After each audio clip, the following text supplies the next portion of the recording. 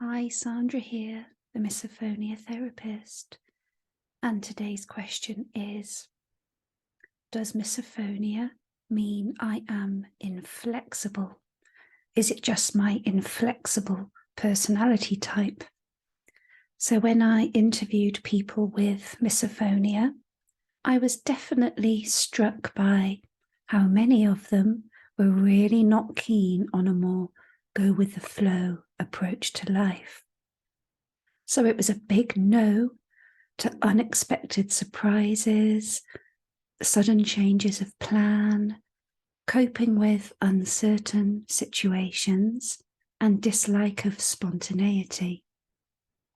So, does having misophonia create these seemingly inflexible approaches to life?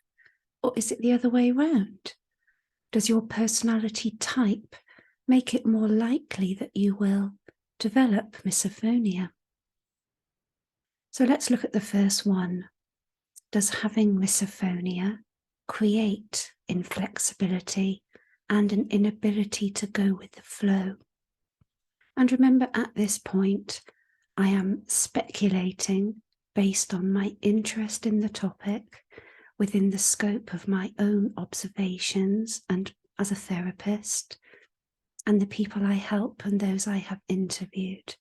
It's my opinion. So please don't take this as gospel.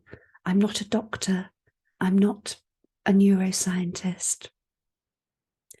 So if you have developed misophonia and you are severely affected by the trigger to the point where your life is dictated by it and how you can avoid those triggering sounds, it's little wonder that you might have a less free and easy approach to life. Surprise holidays and surprise parties will fill you with terror, not joy. You absolutely cannot enter into a situation that you aren't familiar with in case you are exposed to the trigger noise. It's just too risky. And when anything causes deviation from a plan you have made, it's likely that you might panic. And I am sure that this will resonate with many of you. Can you remember being more relaxed in your approach to life before you developed misophonia? And conversely, there has been some research into misophonia and personality types, and a theory that more rigid, inflexible personality types are more prone to developing a whole host of conditions that include misophonia, but also other comorbid conditions such as OCD and panic disorder.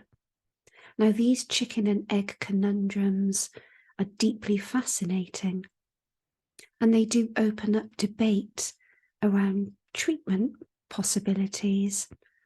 Are you just unlucky and stuck with your own personality?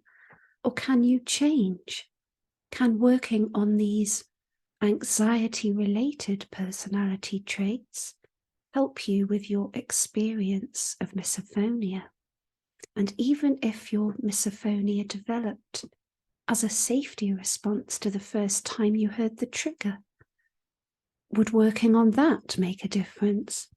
And it's definitely my belief, my opinion, that repeated exposure after you first become aware of the emotional response to the trigger can ramp up anxiety and expectation that you will be triggered, and therefore you'll be more likely to avoid and hate the idea of unexpected events or situations, thereby creating a more inflexible approach to life.